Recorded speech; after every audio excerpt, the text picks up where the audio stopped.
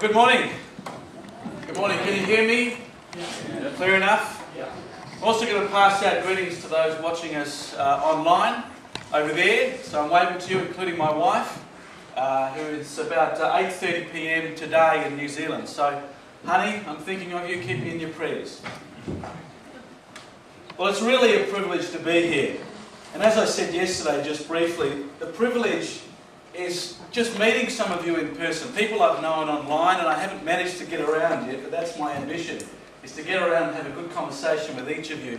But also to be amongst people who are pushing the boundaries, who are asking the hard questions. And what is a risk in these sort of encounters is there's lots of talk and no action, but I can tell you that Andrew is very clear that as these days roll on, that we will have some concrete things to go forward. But already, I find myself thinking deeply and being challenged. So I have this, the Bible in the digital space, a humble offering to try and stimulate some further conversation. Well, recently in New Zealand appeared the following advert. Quite possibly, I'll see if I'll get this. Sorry about this. There we go. Be patient. The following advert appeared in a newspaper in New Zealand, encouraging people to come to church to listen to a preaching series entitled The Bible, God's Facebook. Let me get that up again. Now, without knowing what they shared, the title all the same intrigues me. How precisely is the Bible, the grand story of God's salvation of His people, in any way similar to the social network side? Is it perhaps that both expose the human story, the pain, the rebellion, the offer of reconciliation? Is the Bible an agglomeration of our stories, connected and shared? I'm not so sure. Or perhaps they might suggest that people disconnect from Facebook and connect with the Bible. Stop wasting your time on Facebook and start investing your time in the Bible, they might offer. Either way, the intention of this advert is to encourage people to come to church. Not for church itself, but so as to learn about this marvellous bestseller, the Bible. And that is a cause close to my heart. As CEO of the Bible Society New Zealand, I am heavily involved in encouraging people to engage with the Bible.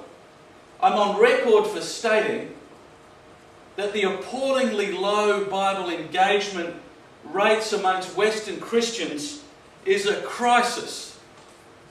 A crisis facing the church. Research conducted by Bible Society New Zealand showed that only 11% of Christians read their Bible daily, with 24% reading it at least once a month. I'll repeat that. 11% of Christians are reading their Bible daily, with 24% reading it at least once a month. This is appalling. The research also reported that only 53% of Christians stated the Bible influenced their lives. And 60% said they rarely or never discuss the teachings of the Bible with others. And this is echoed in the UK with very recent research conducted by Reverend Brian Brown, who's with us here on behalf of Codec here at St John's, and we'll be hearing more about that this evening.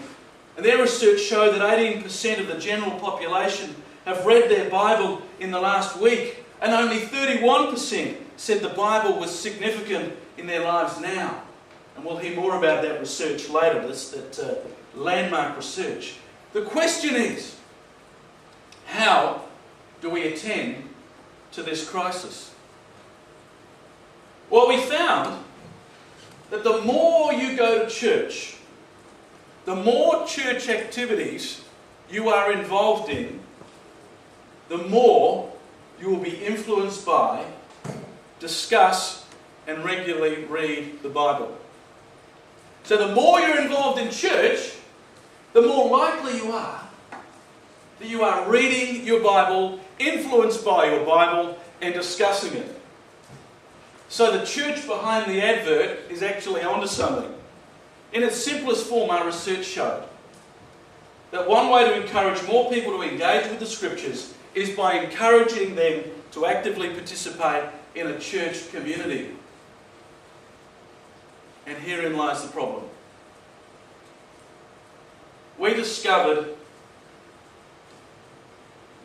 that only 30% of Christians attend church at least once a week or more frequently. And here in the UK it's matched. The figure is 28%.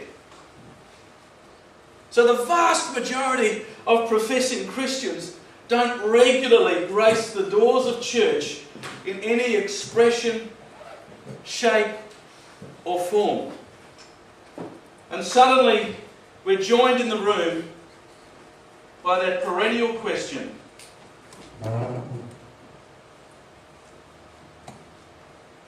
how do we encourage people to come to church? Now, there are two broad approaches, as I see it, to answering this. The first is we do all we can to encourage people to come to us. We review how we do church, from the style of worship to the program mix throughout the week, to how we're perceived in the community. Studies in Australia and the US suggest three main reasons why people avoid church. The first is it's boring and unfulfilling. The second is they don't have time and prefer to do other things. And the third is they believe that what is shared at church is just plain weird. Now, Grace Davey argues that in Britain, the data indicates that believing and belonging have become increasingly separated. While Christian belonging has clearly declined of being part of a church, Christian beliefs nonetheless persist. So with this first approach, we valiantly seek to market church as a place where belonging connects with belief, where a worship service or whatever experience of church one may have is engaging, attractive, and relevant. And in part, a number of churches are on this path.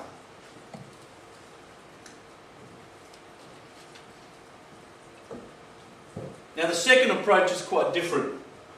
In asking how do we encourage people to come to church, I suggest we encourage people